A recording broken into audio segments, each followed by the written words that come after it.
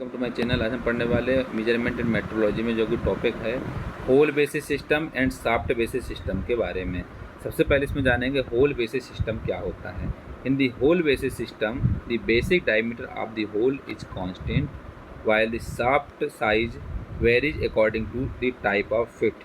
This system leads to greater economy of production as a single drill or reamer size can be used to produce a variety of fits by merely altering the shaft limits. इसमें क्या होता है, जो whole basis system होता है, hole basis system में जो whole का डायमीटर होता है, डायमीटर ऑफ होल होता है, वो कांस्टेंट होता है, मतलब एक बराबर होता है। जो ये है, ये होल का साइज़ है, बराबर होता है, लेकिन शाफ्ट का साइज़ इसमें चेंज होता है, अलग अलग हो सकता है फिटिंग के according.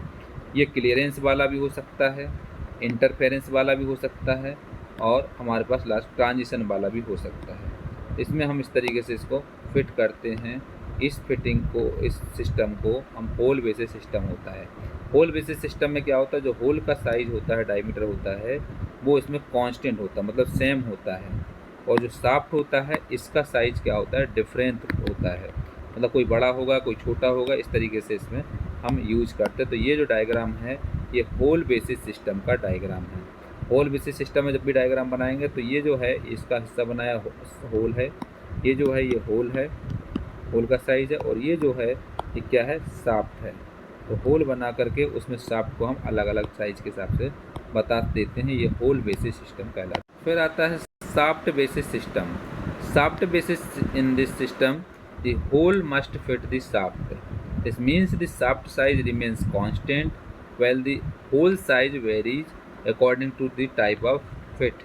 However, this is more expensive because a range of tools is required to produce the holes. अब इसमें क्या होता है, जो शाफ्ट का साइज होता है वो क्या होता है, इसमें शाफ्ट बेसिस सिस्टम में शाफ्ट का साइज कांस्टेंट होता है, बाकी होल का साइज इसमें अलग अलग डिफरेंट हो जाता है बाई फिटिंग्स। तो ये जो है, ये शाफ्ट का साइज है, ये शाफ्ट है, ये एक जैसा है, लेकिन जो होल है, होल का साइज़ में कम ज़्यादा हो सकता है। तो इसमें जो फिटिंग होती है, ये सिस्टम होता है, इसको शाफ्ट बेसिस सिस्टम होता है। इसमें शाफ्ट का साइज़ कांस्टेंट होता है, होल का सिस्टम जो साइज़ होता है वो डिफरेंट होता है, तो शाफ्ट बेसिस सिस्टम बोलते हैं। फिर आता है इंटरचेंजेबिलिटी।